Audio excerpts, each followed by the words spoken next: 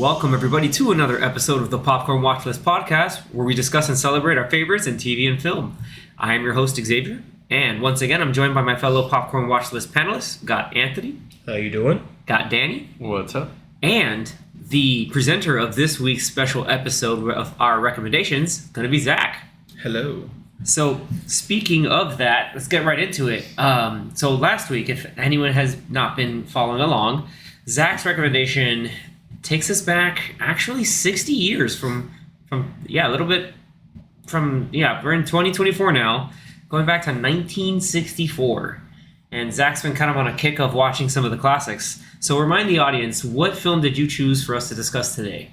All right, so the film that I picked was Dr. Strangelove, or if you want the full title, for anyone that cares, Dr. Strangelove, or How I Learned to Stop Worrying Worrying and Learn to Love. Wow, I can't even speak today. How I Learned to Stop Worrying and Love the Bomb. There we go. That's how you know it's a long title. I made it through it. That's why you know it's cinema. That's it. I'm not watching the movie. Too long of a title. I can't get rid of the title is longer than the movie. It's like it's funny how the colon comes from after the or. It's like Dr. Strangelove or How I Learned to Stop Worrying and Love the Bomb. So the actual title is just Dr. Strangelove or there. Or just no or. Just or. Why not? Or what? Yeah. Or what? So this is one of these massive classics directed by the legendary director Stanley Kubrick. We have talked about a previous Stanley Kubrick movie in Full Metal Jacket, also recommended by Zach. Yeah. So who knows if we get to some of the other great ones he's done before. But with that being said, I kind of want to know kind of underlying reasons, if there are any, as to why we picked this one in particular. I think the main reason was because I had seen a couple of clips in the past where Peter Sellers is, the clips of him as Dr. Strangelove, and he does like the most ridiculous stuff. And I'm like, man, I gotta watch this movie one day. So I put it close to the top of my watch list, and I was like, let's finally do it. Figure out where it's streaming or how else to watch it and talk about it. Yeah, and it is on Max. Currently, it is on Max, the one to match the blood bombs. Max, the one to go for apparently Dr. Strangelove. God, that phrase. Which they have a lot of old classic movies on there. They do, surprisingly. A lot. Old classic 90s movies? Is that what you were going to say? Yeah. Oh my god, my everything hurt. No, like real, like from the 30s and 40s, 50s. Like, I think they have Gone with the Wind on Max. Yes. That movie's which is very long. crazy. And Casablanca. Casablanca's another one. Because they have very long. the Turner Classic movies. Yeah, they do. That's where it came from, the Turner Classic Movies. So this movie, like, for anyone, like, so with that being said, now that you've always wanted to see the classics and you've seen clips of, of pretty wild and over the top stuff, but also like, yeah, some interesting things going on. Like, what was your overall like take, having now finally seen the movie? Was it anything like what you expected? Kind of yes and kind of no. I figured that it would be a comedy in some way, shape, or form. I didn't know how much of the movie would have like actual funny parts and actual serious parts, but this movie was basically just like 99% ridiculous, like satire, and it was fantastic. I'm glad I picked it, but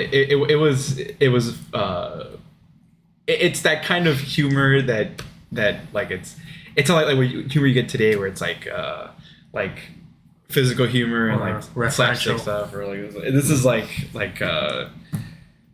I don't know. I mean, it is just straight up satire. Like yeah, it's pretty satirical, but it's also like it's like understated. Like understating the kind of ridiculousness of it, but then everybody's kind of like living in this. Obviously, this came out in the 60s during the era of the Cold War, and there's even disclaimers in the movie, just like, look, like this is not a real, like it's not a real or of real people, or or events. Yeah, there's safeguards to make sure that this doesn't happen. Yeah, it's like, hey, like we have to really make sure, because people were legitimately scared. Like in the 50s, you had bomb drills, and you had these things of what would happen in a nuclear blast, and kids were learning about this stuff. If you ever heard, the major air raid siren, but like then you have a movie like this, you're just like, man, like I think overall it kind of makes you think of the situation of the whole idea of like nuclear deterrence and mutually assured destruction, and it's just like this is kind of insane. And like the dialogue and the characters who like truly believe in this stuff, and others who are just kind of like caught along about the policy because it's policy, we have to do it. And it's just like going through this movie, I think I echoed a lot of what you expected. A little bit of just like, oh, okay, maybe it's just like a take of what happens in the high pressure situation during the Cold War, and then it's like, oh no, these people are like insane or dumb or just clueless, wacky, and just like this is totally over the top. But I feel like it was done very well, where like I was like in Zach, because I hadn't seen it and I didn't really know anything about it, but I've heard the title and I've like seen like the poster and a couple things, but I feel like the comedy was well done. Like I was laughing. I was like, why? And what's wild too is that this is happening with like actors that are like these are like like you go back to classics. Like I'm seeing people like Peter Sellers playing 3 different characters. Like George C. Scott. Like I have this idea of George C. Scott as Patton and Ebenezer Scrooge, and then it's like, oh, this dude is bonkers. He's tumbling over like himself, and this is like. And the whole stuff with the ambassador. We'll get to our some favorite moments. I know Danny has a lot of there, but it's like one of these where like the more I think about it, I was like, man, like this is like must watch for everyone. Like everyone needs to watch this movie because it's just how like over the top, but also like kind of serious and still kind of real it feels. Like I know, like Anthony, it's the same point. It's like you've seen clips or stuff like going over the many years and always being referenced, but like now at this moment you've seen it like in its entirety. Like, what are some of your like thoughts? Yeah, I saw it for the first time maybe about I'd say like 15 years ago or something like that. But I'm glad I rewatched it again. But yeah, it's definitely I think it was funnier than I thought it was the first time I saw it. Just because I'm older and I probably see more movies and just like dude, we're only understand. We're only 30 seconds. Right, so that means I saw it when I was, you were like almost 20. You're probably like, why was I watching this movie? Yeah, senior. It was one of those where it's like, oh, I've heard this movie's good. Let me see why people say it's good. But no, yeah, and it was definitely, I found it funnier this time around. Definitely just like flat out satire. That probably wasn't that much like in my head the first time I watched it. I was probably taking it too seriously the first time I watched it. But yeah, it was pretty enjoyable. Went pretty quickly. It's a short 1.5 hour movie. Mm-hmm. So even if some people may think it's like boring because it's just like it's technically all talking, but it's like I would say it's not all talking. Yeah, I mean the majority of it is talking, but it's it's the dialogue is good. It's well written and a little not intense, but like it ramps up throughout the movie till the end of the movie, and so yeah, it's a good movie.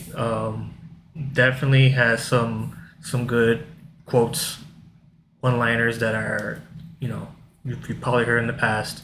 Definitely before I even watched the movie back then, I knew I had seen that scene at the end of this movie.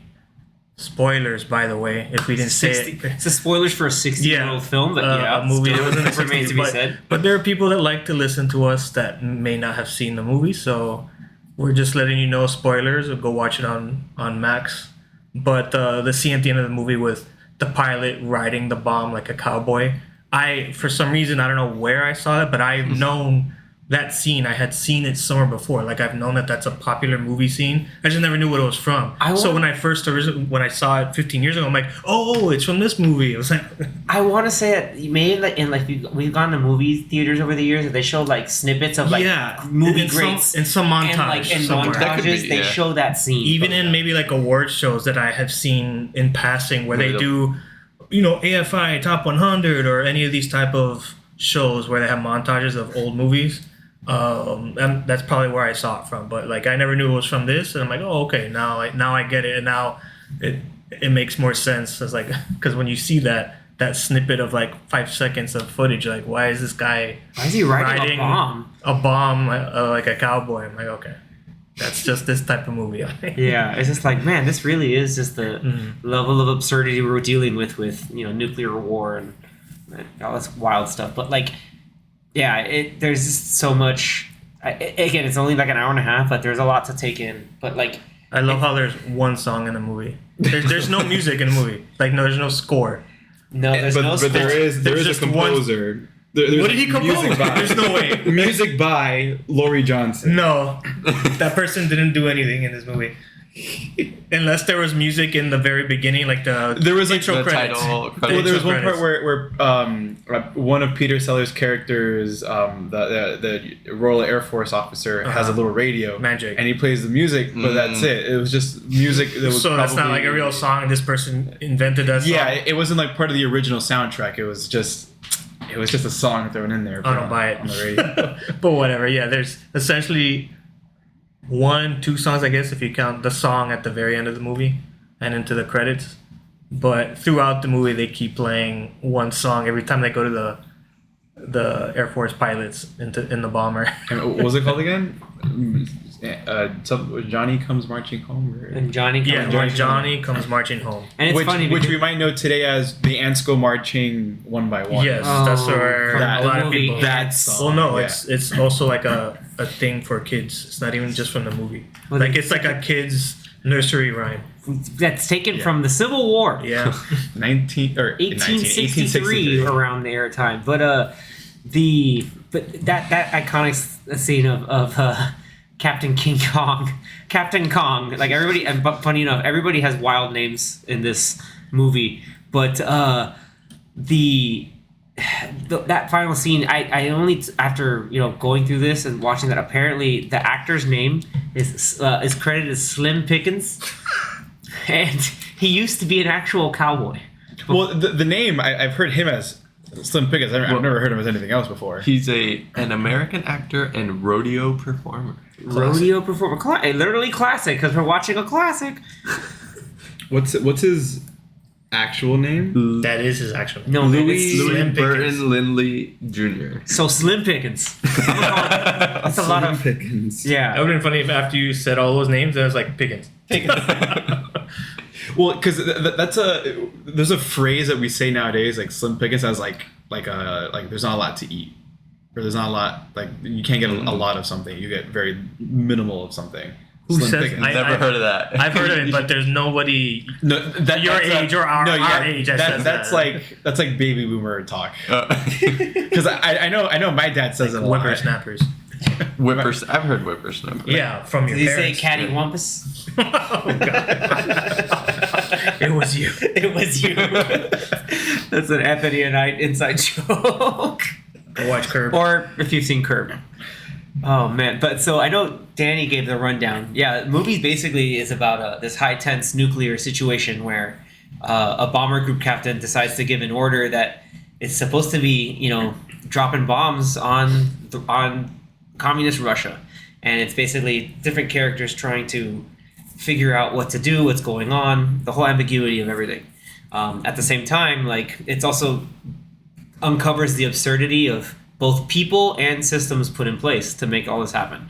So with all of that going through in the plot, like I know Danny, you have some like fun, as wild and scary as that sounds, like the movie has all these like wild and basically like dark comedy moments that I think really establish what you can do in this genre.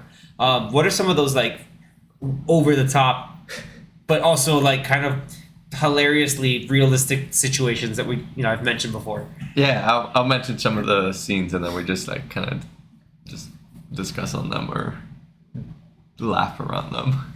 But the first one was the war room when he's like, no fighting in the war room. There's no fighting in the war room. You're like, what? Oh yeah, like we've heard stuff in song before, like the absurdity of war. Where you're just like, look at these people, like, like basically General Turgidson. Like the moment you meet General Turgidson, you're just like, how is this guy a general? Like, yeah, he's How did he human, but make just, it like, this far? Like, he always, like, again, like, generals and those poor people are like, oh, this guy's just out here, like, canoodling with his secretary. And he's just like, I don't want to go to work. It's like, no, I gotta go to work. It's like, but, and then she's, like, dictating sensitive information. It's like, is this happening right now? It actually is. Yeah, like, that kind of, like, starts the whole thing. Like, the first thing, like, you think it's serious because, like, you know, the Brigadier General Ripper, he's like, oh, we're gonna do this. Like, we're putting this on this alert. Like, this is happening. And it's like, oh, okay. Like, this sounds pretty serious. And then it's like, are these people taking this serious? And then it's like, some are, and some really Some are, and aren't. some Because I think even are and aren't. Guano. Was it his? That's No. his name, right? No. No, that guy comes later. Oh, That no, guy comes that's later. the guy later. Yeah, that's later. Mandrake. Mandrake. No. King Kong. There we go. King Kong. Yeah, the pilot. That he even says at the beginning, like, oh, you guys need to stop, like, Joking around. joking Yeah, around. make I don't know, funny It's business like in my verify- plane or something verify like that that. order is Call the correct. orders. It's like, they did. And then they said, shut up. He's like, let me check it. Oh, gosh. He's like, yes, it is.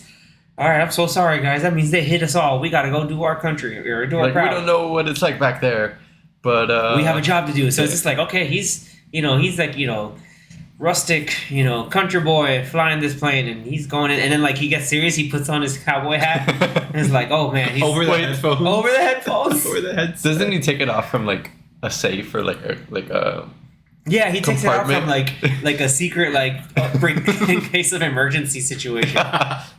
No, Dude, it's pretty nuts. Oh, and then this is a little bit later on, but also on the plane they have like an emergency kit, and it's a long list of so much $100 worth of gold, 100 rubles, 4 packs of gum. a holy Bible, specifically gum. a holy The Bible Bible's, and like, Russian tiny. phrases, tiny Bible and some Russian phrases. And the thing is, like one inch by 1 inch. It's like a thumbnail.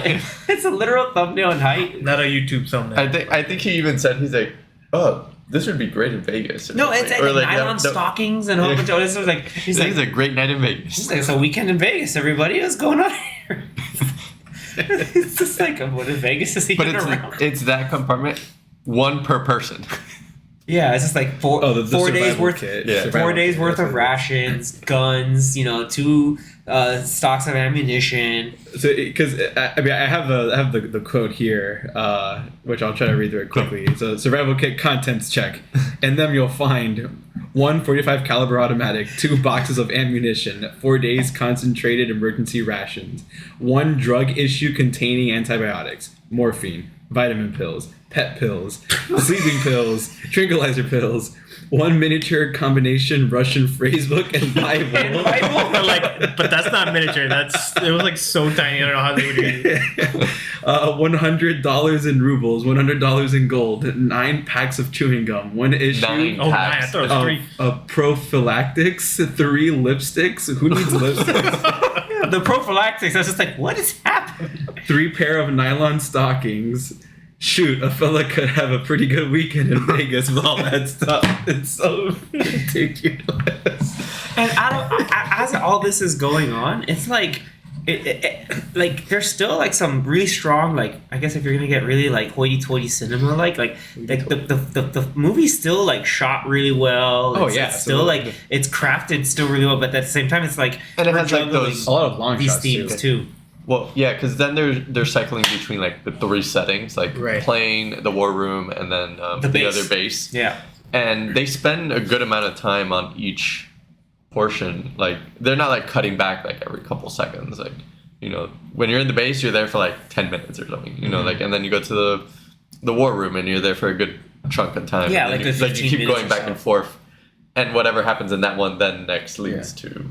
Well, Yeah. I mean, this movie was shot during the era of using film rather than digital cameras. Mm-hmm. So, I guess it was more budget friendly to like shoot. Shoot a chunk. Yeah, because like And- to yeah. cut the Yeah. film and edit it like that, and to have them like jump. Yeah, I'm sure they shot 3 seconds would have everything been in the war complicated. room all together. And then Yeah, and then maybe did like, let's say 6 cuts of like chopped it up into 6 Yeah. pieces and like Yeah, just like to show the cuts from like different angles or whatever. Yeah. But then still keep a lot of the same like the shots that might show the whole round table of all the generals and whatnot, and the president. and then the ones that are just focusing on the president, one focusing on Turgidson, and then whatever other camera shots. But yeah, because now with digital cameras, you can just edit and then like cut every second. Yeah. Which is insane, but super easy to do. I love the design of the war room, where it's just like how they depict war rooms in other older movies, where it's just like this big room, and in this movie it's a huge circular table for all these generals With the big board. and politicians, and then on the walls is like this almost like battleship like board with like dots on it and lines, I guess, showing where different planes are and the different trajectories of the possible Yeah, it was bombs that are 34 planes. yeah.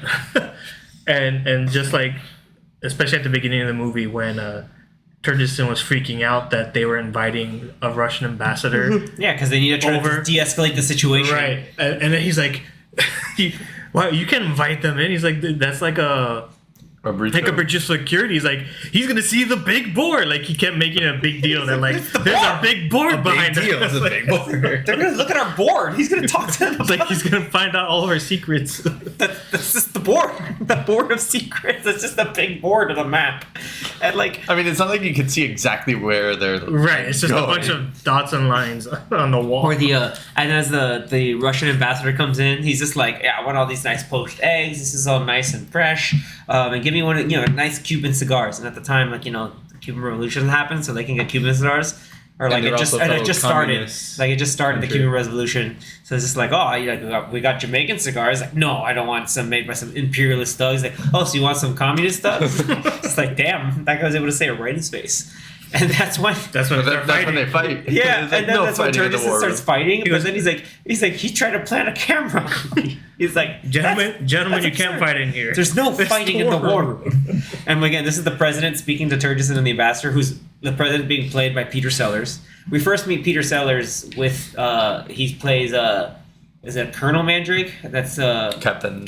Is it Captain or Colonel? Because he's a Royal Air Force, like sort of like Group captain. yeah, Group Mandrake. Captain Mandrake. Yeah, that's what it was. He's like sort of, it's like this interesting exchange program or whatever with Brigadier General Ripper, and he just has the very proper British English accent and kind of plays along there, and it's just like as things escalate with Ripper, like he's kind of like just maniacally laughing, like, what is going on here? And like just everything getting kind of over the top, because then it's like, oh, we gotta talk to we have to go back to the war room where the president talks to the Russian premier. That whole conversation. So they've had 2 conversations in the movie, and both of them are equally as long. And equally And as they're hilarious. funny. Each one is funny. The first one, because it's like, oh, we found him, but you wouldn't get him from the office, but you gotta. And then the ambassador guy's like, oh, but he's a little drunk. You're gonna have to like be careful with him. And it's basically the president like speaking to him like a child. Literally. Well, the whole Like a beginning toddler. conversation was like them saying like, "Hi, how are you doing? I'm fine. Yes, I can't hear you. I'm fine too." Can't hear you too well. I can hear you now. It's like, Here. I'm fine. Hey, He goes, it's fine. You're "It's good fine. that-" It's good that you're fine. I'm good that I'm fine. It's like, what's happening? He goes, "I agree that it's great to be fine." It's great. It's great to be fine. Because he was asking first like how he was coming through, like the clarity, I guess, of the phone call. And he's like, fine, I can hear you now, Dimitri. Clear and plain and coming through fine. I'm coming through fine too. Good then. Well then, as you say, we're both coming through fine. Good. Well, it's good that you're fine and I'm fine. I agree with you. It's great to be fine. I was like, when is this gonna end? Oh my god. That's just going on and on. It's like, I'm fine. It's great that we're fine. All that before he says, "Oh yeah, by the way, this is what's happening." Because We have bombs. Oh yeah, by the way, We have bombs are heading going- toward your country. Like, it's like, now then, Dimitri, you know how we've been how we've talked about the possibility of something going wrong with the bomb. and that's when they start talking about the what do you call it? The doomsday device that Russia has that will self-destruct. somehow like get initiated or self-destruct if anything happens to But Russia. also, we can activate it, and if we try to deactivate it, it'll activate.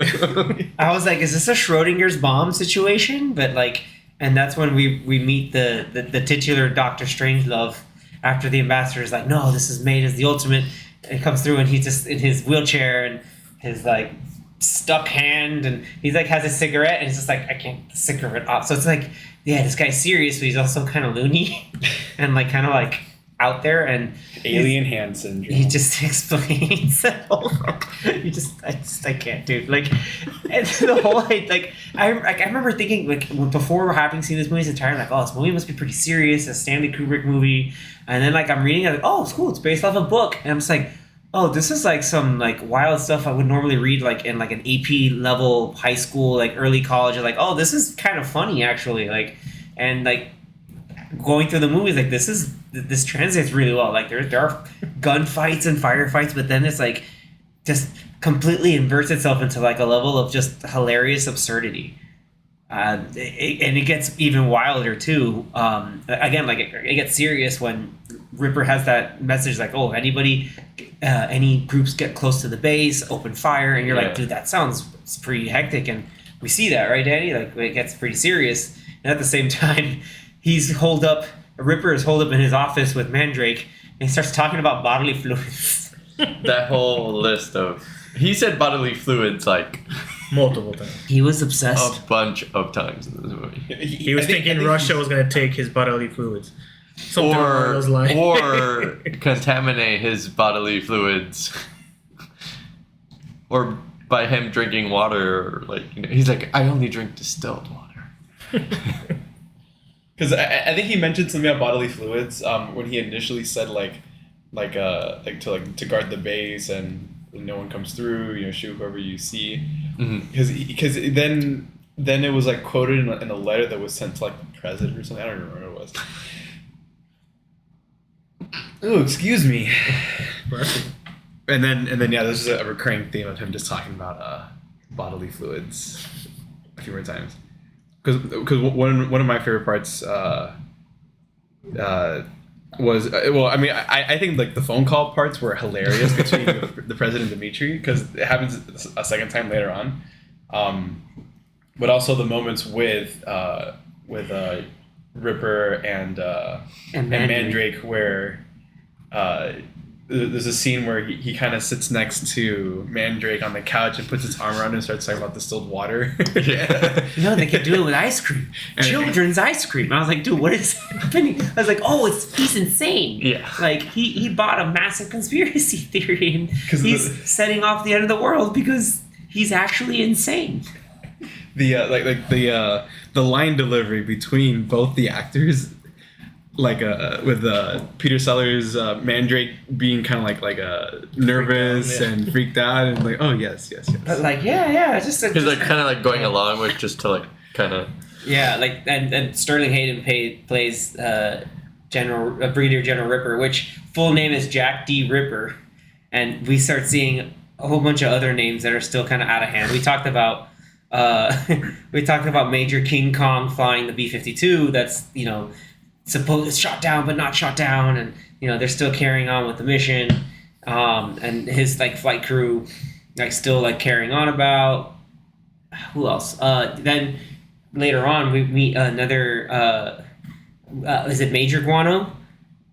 Yeah, Bat Guano. Colonel. Or is it Colonel. It's Colonel Bat Guano.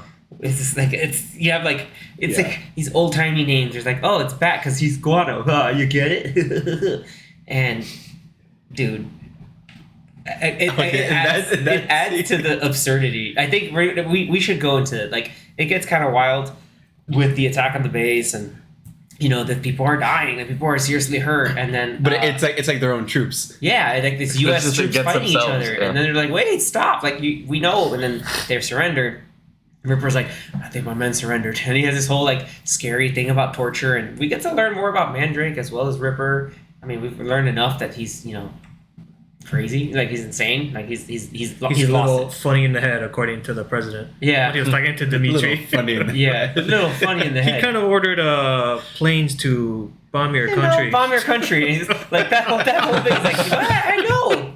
Yeah, that's why. attack Why your would he country. do like what? Like I wouldn't do that. I wouldn't do that. That doesn't make sense. He's like, I agree. He's like, that's why I'm calling you. That's why we're Why do here. you think I'm calling you? Like I wouldn't call you if not. If not, but I would because it's a friendly call. Like he's still walking back the fact that I'm only calling you in case of a wild emergency. But hey, this is important. But also, hey, I'm good. You're doing okay. Let me finish, Dimitri. Let me He's like, finish. let me finish. It's so It's like, well, I'll tell you what he did. He ordered his planes to attack your country. Well, let me finish, Dimitri. Let me finish.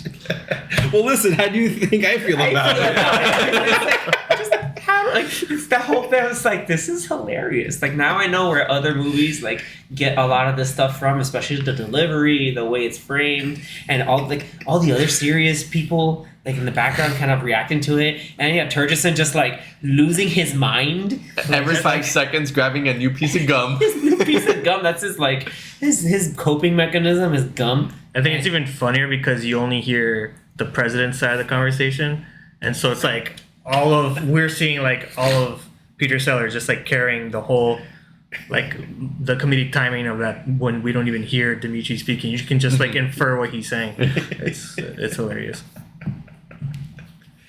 No, it was really, that was all done. And then I'm Turgidson sorry, you're also sorry. gets pretty excited and like always goes on a tangent of his excitement.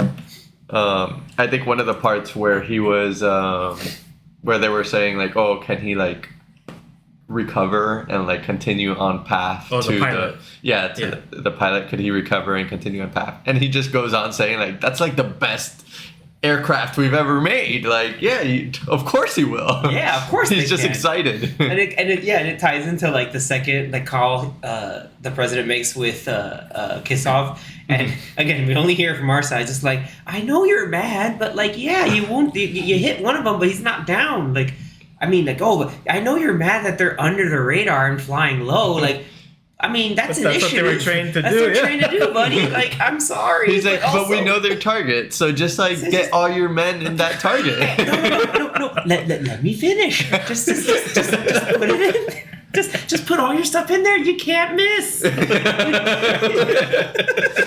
And then literally the next scene was like, oh, we gotta reroute our location. We're gonna completely. We're gonna go to the next target. It's like, wait, these guys are actually too good at their job.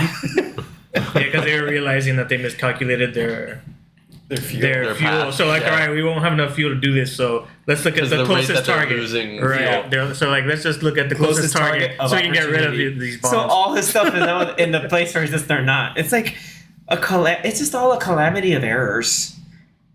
And it's just Like, how bad can it all get? and the answer is it can get really bad. It could get worse. And like, how wild is it? Again, that's like, we get to the point where Ripper kind of loses it, and he's just like, after going nuts and shooting a big old machine gun in from his office, and he just goes in. He kind of like, I can't handle the torture. You hang tight right here, and he goes in the bathroom, and manager's like, no, just give me the code, and it's gonna be all right. I'm gonna be a boom. You're like, cool. They did that off screen. Like it worked well. Like in the days where Like, you you can think see it you'd coming. see something, like you'd see it coming, but like it's Still adds tension. it adds to- tension, and even to the point where like they're trying to like manager's trying to open the door. It's like, oh yeah, that's a body there. And then the not in the following scene, but a little bit later on, then you have who was it? Bat Guano.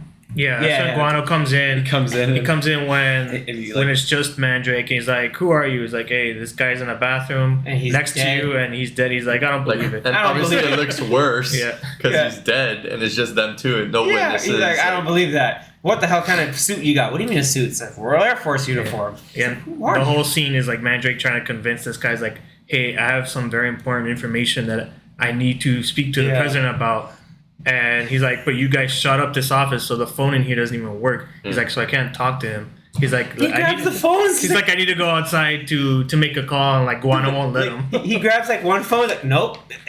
Because the first one, like I think the line was just cut, but then the second one, the cord was there's no cord. was shot It's off. just like, and you can see he's just like, oh, look, oops. He basically was like, okay, but We gotta go here. And then he goes to a payphone. And then he doesn't have enough money to like keep the call going. It says I need 55 more cents. He's like, what do you mean? I just go into battle with change. oh, yeah, he has guano for He's change. like, do you have 55 cents on you by any chance? Like, no, Like- but and then he kept trying to like negotiate with the operator, like, oh, what if I just do like a base to base call, like to see if it's like free or cheaper. charge him. He's like, do a collect call and charge the president. just to charge the president after. Can't you do that? It's just like, look, he's like, dude, I'm You gonna need still change. owe 30 cents. Yeah, it's just like we're still like 25 cents short. I need some change. Hey, go to that machine over there. It's like you The want me to vending machine? shoot the Coca-Cola That's machine? private property. It's private property. He's like, sir, you know how the terrible manager. You know how bad it's gonna look when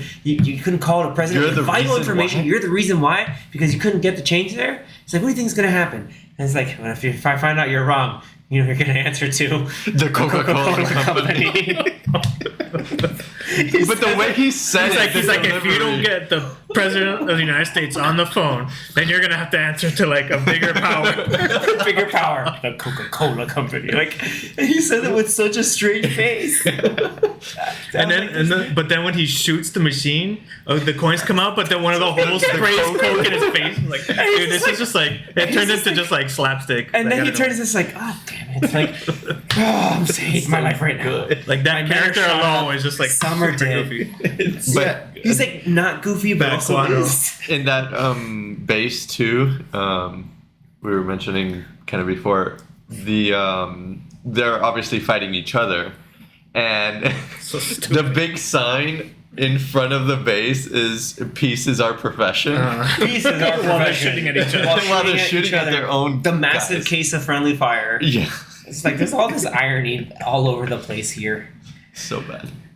Oh my So gosh! good. Like the whole idea, just the irony of just like, hey, like nothing, like the whole sense of we're getting ready for nuclear warfare, everybody. And it's like this is insane. This is nuts, but like we're in it, and this is just out of hand. And Yeah. like Yeah, it's close to the end of the movie. It's pretty much after the whole Bat Guano scene. Mandrake does end up contacting the president because the next scene goes to the war room and it's like them celebrating that like, oh, we got the right code from Mandrake and All the we've called planes are off all the planes and all the bombs. And then that's when they realize like, oh wait, one of the planes is still like active. It never got shot down. And that's when he does the second phone call to Dimitri. yeah, Pretty much let him know like, hey, there's one left. there's 30 planes got recalled. 4 of them you shot down, so we'll call that a win. Wait, no, you didn't shoot that one, and obviously He's like, because no, we what's shot down damage? three. One of them Three got were attacked, confirmed. Yeah, three which, were confirmed. Again, a really good The fourth point was- of tension, and all we see is a radar screen because the Yeah. missile's like, oh, it's being deflected, it's still coming, deflected, still coming, and then like But it blows far up enough around away them, that Yeah. can still damage them. and they have to take countermeasures, and Major Kong's whole flight group. Sorry, not the flight group, the actual plane. Like they're struggling to still keep it in the air. We're like, wow, we're able to. We're losing fuel, but hey, we can get to our mission. Like, all right, and it's just like, oh wait, no, you said you wounded one. Well then, oh, and then like it's like, and it's funny because the confirmation, like, Turgis is like, no, look at the board. Like he goes back to the board. It's so. Oh, yeah, that whole conversation was just like more of the like dark humor of the movie of him, the president pretty much telling Dimitri like, so if you don't like take care of this, then like they're It's gonna not end my up. fault. Yeah, it's not my Yeah. fault. They're gonna like bomb your country, And they're then, too good, And then 'cause- like they're arguing over the phone. He's like, I am very sorry. He's like, oh well, we could both be sorry. He's like, trust me, I'm sorry too because if you get bombed, then we're all sorry. You Like, can't be more sorry. You can't be more sorry than me. Like. I could be equally as Look, you sorry. can't be more sorry. Yes, I can. I can be just as sorry and as then you. he tells him there's no point in getting hysterical in a moment like that. He's like, don't be hysterical. And I was like, this is the right moment to be hysterical, right? Like, Oh my it's just god, like- dude. But I did notice that the plane sequences were definitely the more serious ones, just because they're so out of Yeah. out of scope of what's happening. Those are more serious, and then but Then every it time, still but then it has, has the like, a music. couple It has the moments, music yeah. every time they go to the plane scene. The hat, and then obviously the The pack. survival kit, The survival. go back and then to obviously that. towards the end, and then obviously that gets. Yeah, again, it's still like really serious. But one thing I didn't know, which I think X was the one that mentioned it, or maybe Zach did.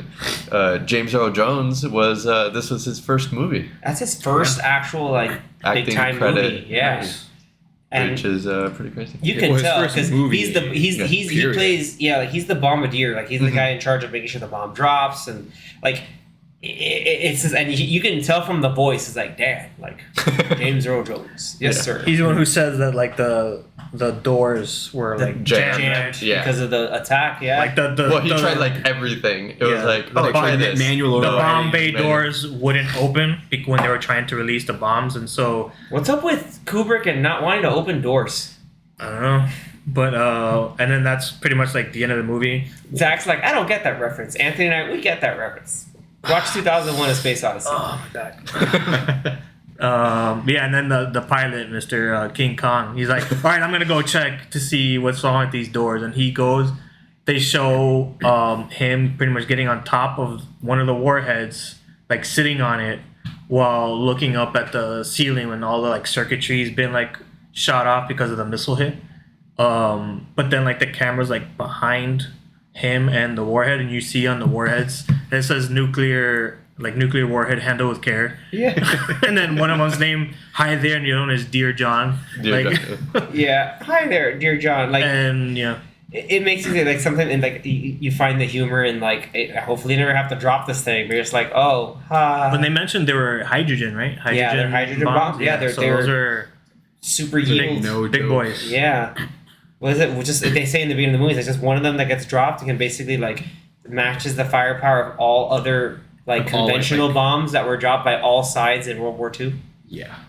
And it's like, yeah, I like, was like, damn, that's a lot. yep. It was pretty. Yeah, again, like It was like how many megatons was it? Like 100. 15 each. Yeah. Like each of those bombs, like 15 or so megatons of explosive power. Yeah, like I don't remember the actual number, but like again, great job on the narration in the beginning of saying like, hey, this movie or like these things are serious. Like this is totally, it's gonna be, like this is basically the end of the world. And on top of that, you have this other situation of like this is another time. Now the Russians have this other end of the world scheme or scenario. But again, like it's very like insane and still funny, this movie overall. Like and then we during the war room, section in the war room, we finally meet the titular. I mentioned about meeting Dr. Strangelove already. That's like so right, that is the end, because so the bay doors end up opening, and that's when the bomb drops, and that's when we get the famous scene of the guy riding the bomb. He's stuck on it. He's like, It "What?" lands, but then it cuts away and goes to like the final scene of the movie, which is back in the war room. Yeah. Well, it shows the explosion first. Yeah. Like a Yeah, it lands. wide shot. It hits and you its see- target to blow up. And then it cuts. Yeah, then it cuts back to the war room where. Yeah, Calamity of Errors, the movie. Basically, this whole thing. And But- then the whole last scene is like the main generals and the president talking about with Doctor Strangelove like possibilities of like preserving the human race in case like something happens, like a nuclear fallout. They were saying That's some right. weird. 10 women 15 per women to one. Yeah, it was like 10 to one guy. One guy was like, I could sign up for that. Yeah, it's like I'd be willing to do that. Like that seems something manageable. Genius plan. Yeah, genius plan to repopulate humanity. Like, again, like, kind of like. And then like getting the like template essential for workers movies. essentially too. Yeah, like it's like the template for like movies that deal with current serious situations. Like, okay, how do we like inject the stark humor and written into it?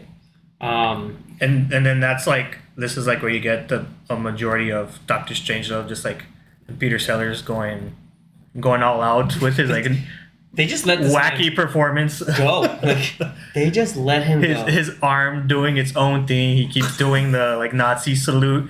He says "Mein Führer" a few times, like uncontrollably. He's like trying his best to fight his arm while he's talking about choke him, like right? the preservation It of, does choke of him at humanity. one point. And dude, like, and I remember like Turgison when Strange's talking about the Oh, idea of us like the ultimate level of deterrence. Like Turgison's like, hey, so and so, what kind of kraut name is Strangelove? I was like, oh, I changed it when he was a citizen. It's like, oh, kraut by any other name, huh?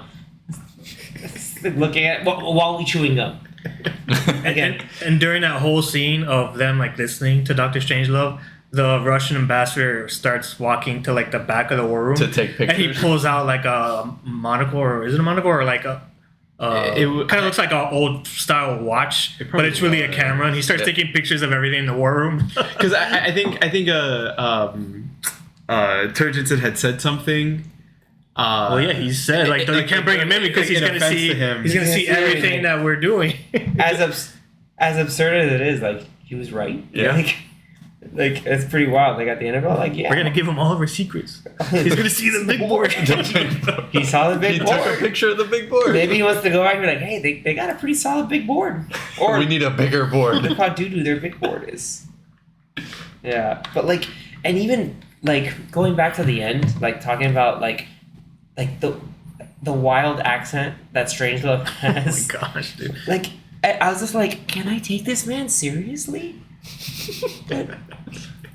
He has like it's not even a high pitch. It's kind of like mafia kind of accent. Which side note, if anyone's ever watched, Right in the mountains are in mine. It's like Arnim Zola, kind of. Yeah, a little bit. if anyone's ever watched Top Gear UK, Richard Hammond has done that same impression several times throughout the show. And when I first heard it on here, I'm like, okay, it sounds almost exactly like he's doing that impression of Peter Sellers. You see, now it's like it's nice to revisit some of these, or see it in its entirety, like in my case, because then it's like, oh, cool. Like now you see where a lot of the homages and a lot of the like callbacks and everything come from. And then like the abrupt ending of like while Dr. Strangelove finishes kind of like what he's saying, and he's like trying to hold back his arm from doing whatever. Then the president is kind of like deliberating with the other generals, and then Strangelove, the last lines of the movie, he's like, "Sir, I have a plan." And while he says that, he gets out of his wheelchair. Like he just stands up, and then he goes, "Mein Führer, I can walk," and that's the end of the movie. I can walk, And then it just cuts to the whole world getting bombed. Like, I feel like he says it as like a oh my god, but his god is like my Führer, like, I can do it. But like he does also like underlying call instead of Mr. President, he keeps saying my Führer. It's like, oh dude, this guy's nuts. it was like his arm was trying to make him bring back the old like Nazi ways. Oh my god. I just love how like that's the end. Like that's how you end the movie, and then it just hard cuts to a bunch of atomic bombs exploding, and that you could just end up that pretty much showing the effect of the doomsday machine, right? Of just like all these bombs getting blown up around the world. like, That's how you create the fallout around the world.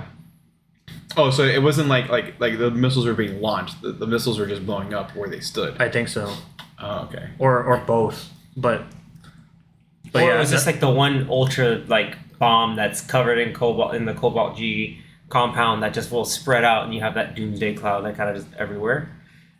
Like that was the other getting the whole thing too. And a lot of those shots were pretty cool because I'm pretty sure those are all like archival footage. yeah, I think those are all real testing test footage of which all of them look really cool, really really cool. And seeing like that raw footage from the 40s and 50s and 60s. could have done that for Oppenheimer.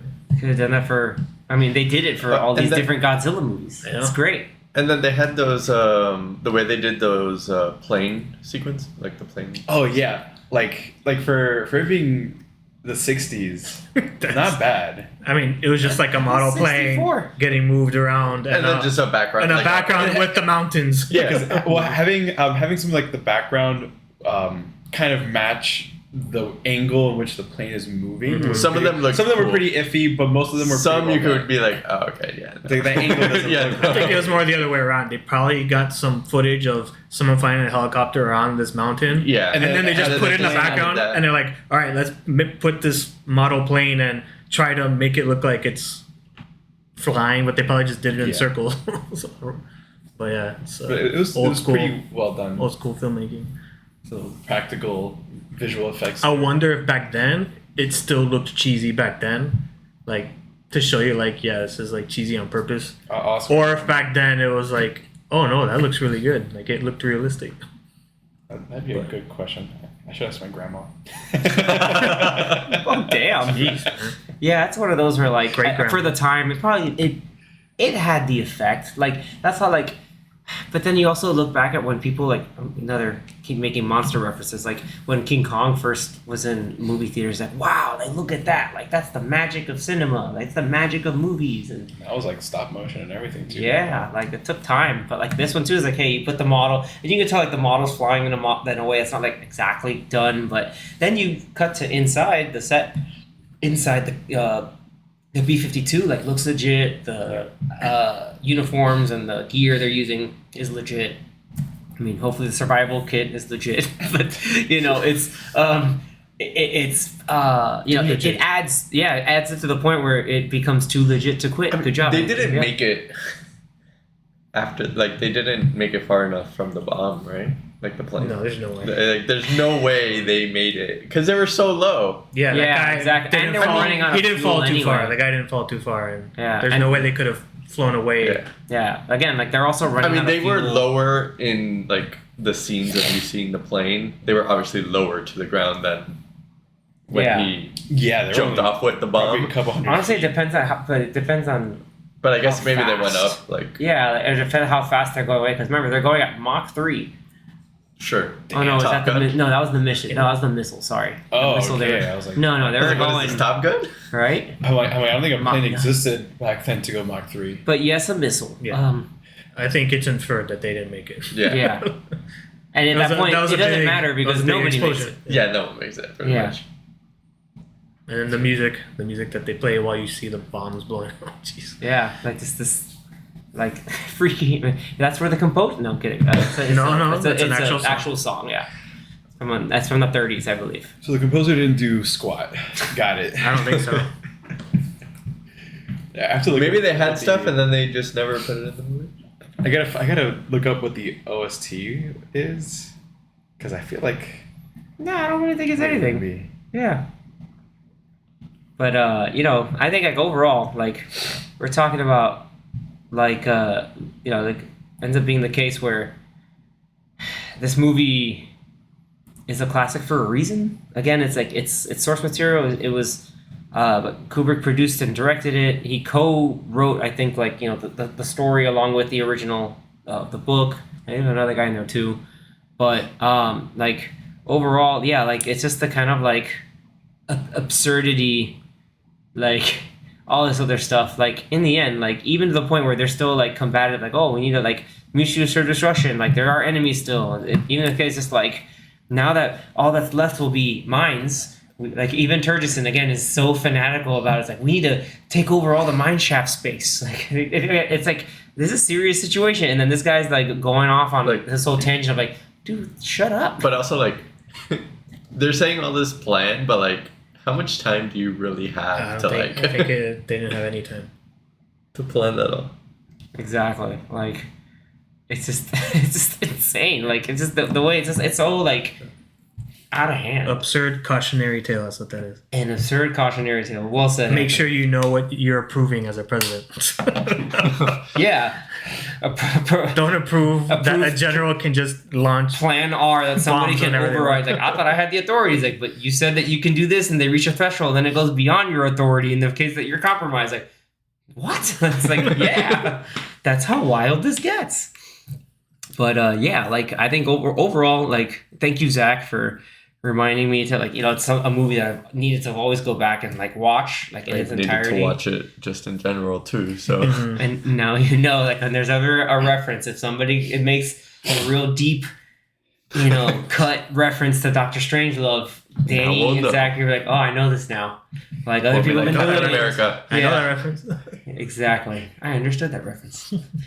Very cool, man. Yeah, like overall, like it's definitely a must watch, and for everyone's attention span, it's actually not that long. And again, stellar acting, you know, very witty writing, and I think, you know, it still has a message to say about just the absurdities of, you know, the wholly mutual assured destruction of war and stuff. It's I know it's M stuff, but just this kind of it's like a not serious movie, if that makes any sense. But yeah, like overall, I think we all can say that this is we're gonna put a how An overall like 5 out of 5 big boards. We're gonna make a rating. I don't know. I can't come up with anything other wittier. I mean, for its time and Worth the 55 cents of a collect call to the president. all the Coca-Colas. It's worth all the Coca-Colas. That's too good. Yeah, guys. In the end, anything else? Like, you guys have any lasting final thoughts other than what I've said? I think that's my general consensus, but anyone else? Yeah, just that I recommend it. I think we all recommend it. I think. Right? It seems like we all recommend it. Yeah. For sure. Absolutely. Oh yeah, definitely. Go It's watch a it. recommended classic. If we're doing scores, I'd give it like an 8.5. It was very, very fun, quick watch, and definitely recommend it. Yeah, I'd say 8, like being objective about it, 8.5 as well. Like, just because of if I'm gonna be sentimental, maybe closer to a 9 because of like George C. Scott, and it's the first time seeing George C. Scott being like really kind of goofy. Like, even when he's just like, they're gonna be in the war room, and he just like rolls over, and like, because he's so like over the top fanatic about it, he like trips over himself and then gets back up and still just like, but come on. Yeah, that was a goof that they kept in. Kubrick's like, I'm keeping that, I don't care. And you can tell at the end, like Zach like pointed out, it's like, this is the part where like he's just about to break and they cut perfectly. I can't imagine being on set during that and just everybody cracking up.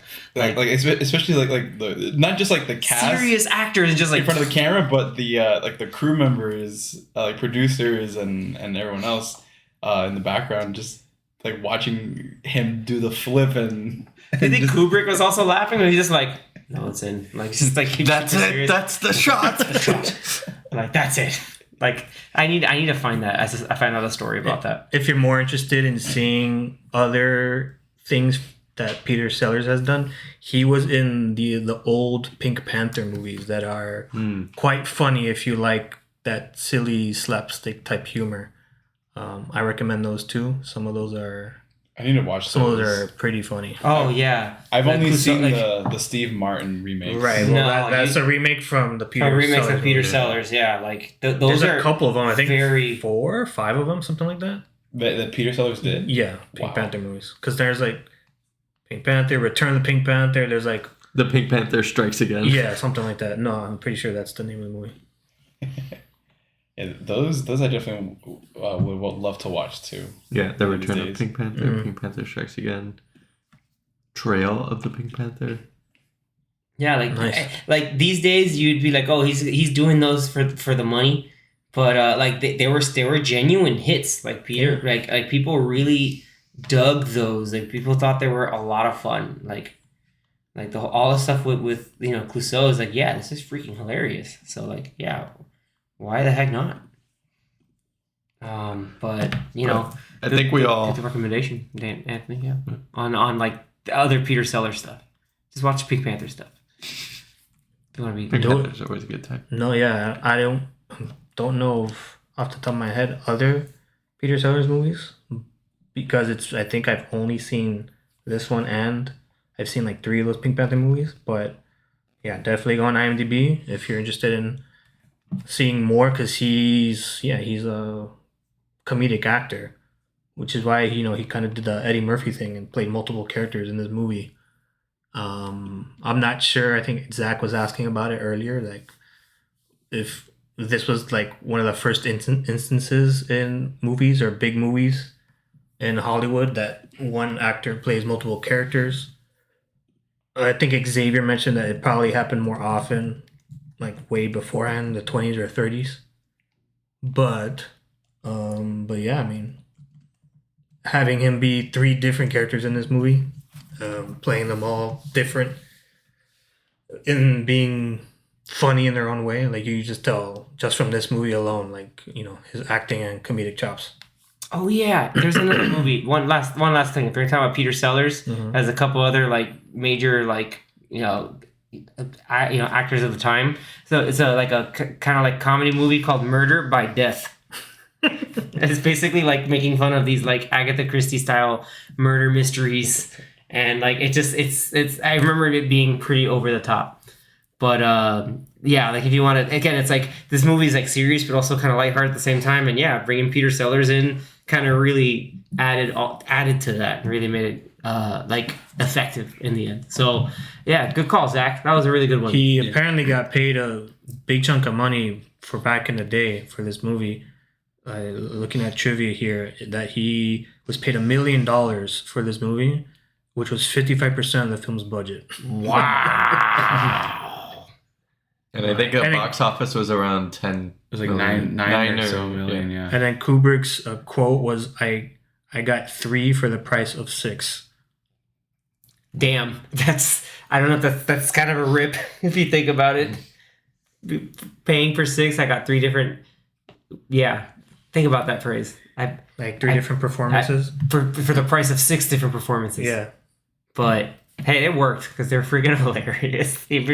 Like things like that, they just work out at the end, I guess. Yeah. People weren't getting paid 20 mil back then. No, like a Marvel movie. Oh no, yeah, or how whatever each cast member of the Fast and Furious movies were getting paid. Jeez. For family. Well, I mean, the budget of the movie I think was like over like $1 million or so. Well, if $1 million of his salary was 55% of the budget, so it's about $2 million budget. like 1.9 Yeah. or 1.8 or something. Mm-hmm. See, this is a $1.8 million $1.8 million dollar movie. Ooh, we know math on the popcorn watch list. Pop. It's crazy though. Damn. Watch your calculator. But not enough for a Coca-Cola. But not enough to calculate the cost of a Coke, of shooting up a Coke machine. You'll have to answer it to the Coca-Cola Coca-Cola. company. Not sponsored by the Coca-Cola company. All right, no. But with that, everybody, thank you so much. Oh, one last, Zach? Well, because you gave... Yeah, 8.5. Danny's like... I'll give it somewhere around an 8. It was great. It was hilarious. I'm torn somewhere between a 9 and a 10. It's okay. really good. I really enjoyed it. Yeah, I really enjoyed it. It's one that I would definitely love to watch. If it's a movie again. earlier than the 80s, then it's not like in the 5s. Precisely. Got it. Yeah. You know what? I like that. Like this is good. You got the young. So kid. yeah, I guess 60s and 70s movies you'll probably like a lot, because 70s has a lot of great movies.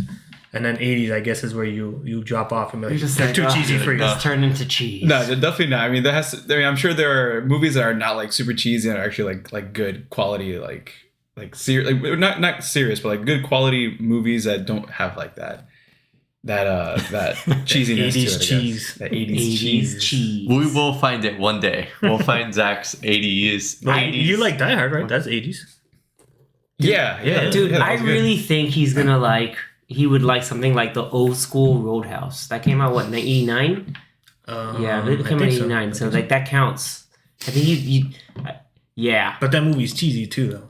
But it's like the right amount of cheese. Anyway, we talk about a lot of cheese. We talk about other stuff, but overall, as you've heard, we cannot recommend Doctor Strangelove enough. As wild, I think like even younger audience today would look at this like, dude, this is nuts. Like, what is happening? But like, you still get it. Like, it still clicks. It still connects, and it definitely is, the bomb of a movie. Oh my god. Wow. Yeah, see myself out. With that, everybody, thank you so much for tuning in. We always enjoy talking about, new films as well as our, old classics stuff. Some of, again, talked about in the intro, our favorites, but we love also helping you discover maybe some new favorites or other things you can talk about. So if you've never seen Doctor Strangelove and you participated somehow by listening to us on your podcast platform of choice, please give us a comment, like and subscribe on your platform that you're listening to, because we would all love to make sure that keep that conversation going and making sure that people, you all are enjoying it, and maybe you finally got something like, finally they're talking about real cinema, or like we're talking about an instant classic. So definitely we appreciate and would love you all to keep the conversation going. So with that, everybody, thank you so much, and tune in once again for our next episode. We'll leave it a little bit up in the air for a little bit of suspense. Thanks again, everybody. Till next time.